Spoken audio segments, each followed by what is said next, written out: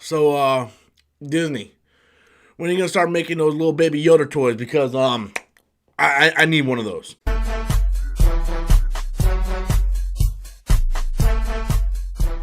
Hey everybody, Rob back again, reviewing episode 2 of The Mandalorian, called Chapter 2, The Child. And very fitting episode. Now, I just want to get this right off the bat.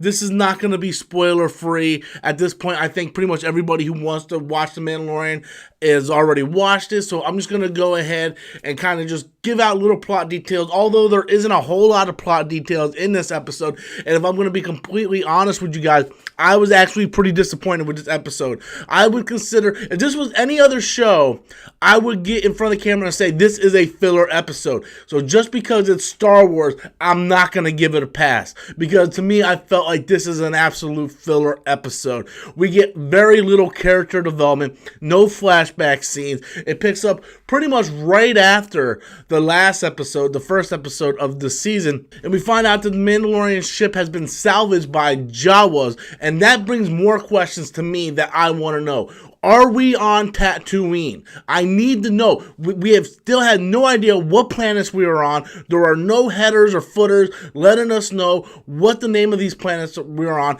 Is this Tatooine? The landscape looks like Tatooine. Jawas, as far as I know, according to Star Wars lore and what's canon, is Jawas and those sandcrawlers are native only to Tatooine. We've seen the monkey lizards in the first episode. The town looked like Mos Eisley. It doesn't have to be Mos Eisley. It could have been any other town on Tatooine. But are we on Tatooine? If that's the case, why is this baby Yoda on Tatooine? The fact that we are 2 episodes in and I still don't know what planet we on, that is a problem. That is an absolute problem because we need to know what planet we are on. I find that as a huge problem. And another thing I really did not like about this episode, and I'm going to be very critical about this, is why am I watching a 30-minute episode here? That's fine if you want to do your pilot episode 30 minutes. That's absolutely fine. But I believe the assumption going into this was we were going to get 8 1-hour-long episodes. Now it's starting to look like 8 30-minute episodes. When you break that down, it's going to be about 4 hours the entire season, which is fine. But if you're not going to give us movies in the future for a while, you need to give us something else. And we assume if you're going to put the streaming service on and you're going to compete with other streaming services and you want to be the next popular show like a Game of Thrones, you're going to have to go for at least 45 minutes to 50 minutes of this thing. If Stranger Things can be an hour long, I don't understand why we can't make The Mandalorian an hour long. 45 minutes, 50 minutes, something. Something should be done. 30 minutes is just not long enough. I don't like that. I'm basically watching a live action episode of either Star Wars Rebels or Clone Wars.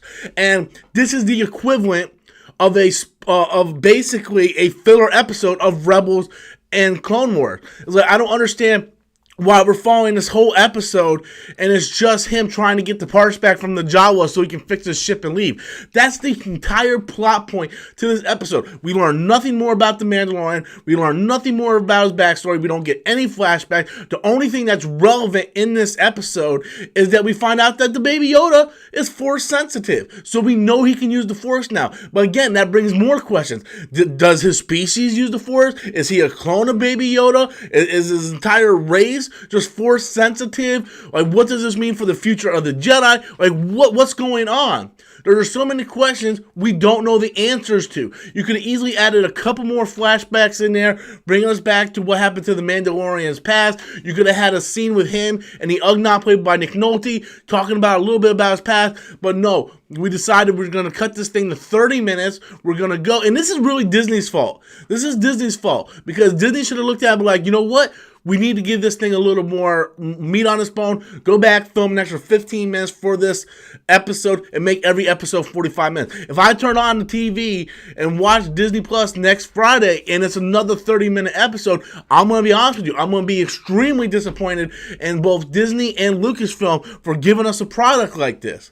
Now, I love Star Wars. I praise it when it's worth praising, but when it's not doing good and I feel like it's really not doing what they promised everybody, I'm going to say it.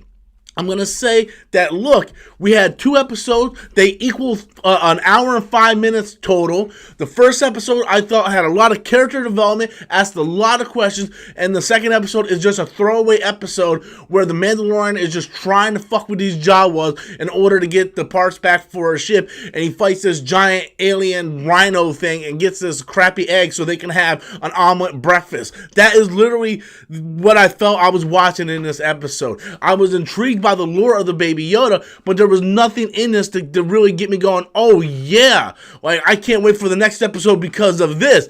The only thing I'm looking forward to in the next episode is the fact we're off that goddamn planet that we don't know the name of yet. How do we not know the name of this planet? It's been 2 episodes, and we still don't know the name of this planet. Like, is there there's Jawas? There's gotta be Tatooine. Now, granted, the Jawas there are like their robes are darker, they're not just brown like on Tatooine. So does that mean there's Jawas on other planets across the galaxy? Like the Jawas just aren't native to Tatooine? Like that doesn't make any sense to me. And if it does, I don't mind it not making any sense if you can explain to me why that is. But they didn't do anything in this episode other than explain. Other than the Baby Yoda, which I thought was phenomenal, cute. I had so many aww moments. I love the part where the Mandalorian was trying to heal his cut wound on his arm, and the little Baby Yoda just kind of crawls out and goes like that. I loved it. It was cute. It was adorable. You had me. I want to buy the little toy. Give me a plushie now. But as in an episode, a story arc, we as fans were willing to watch a Star Wars show, a live action show, because we thought we were going to be able to spend more time with the characters and get more character development. That's really hard to do when you have an episode that is only 30 minutes long, is focused around just this one character, and he has maybe 5 lines in the entire episode. We got no flashback scenes like we did in the first episode. Really, besides 5 lines, the only other person in this episode to talk was the Nick Nolte Ugnaught. That was really it. We got no other backstory, no other context other than, hey, we're trying to get off this planet. I'm fucking with these aliens here. I'm fucking with these Jawas here. Now I'm fucking with this giant rhino. And that's pretty much how I felt like this episode went down. I'm really extremely disappointed in this episode. I hope not every episode is going to be like this, and I hope that they evolve the show. Now, it's very early. This is the first ever Star Wars live action show, so they're going to pick it up. Clone Wars didn't start off great, and that show really picked up after the end of Season 2 and into Season 3. So I'm going to give it a little bit of slack, but I'm going to be critical when I think it's time to be critical. And this episode, I got to be honest with you, let me down a little bit. But I want to know what you guys think. Be sure to leave your comments in the comment box below. Until next time, as always, I am Robert Storms, and that's my opinion.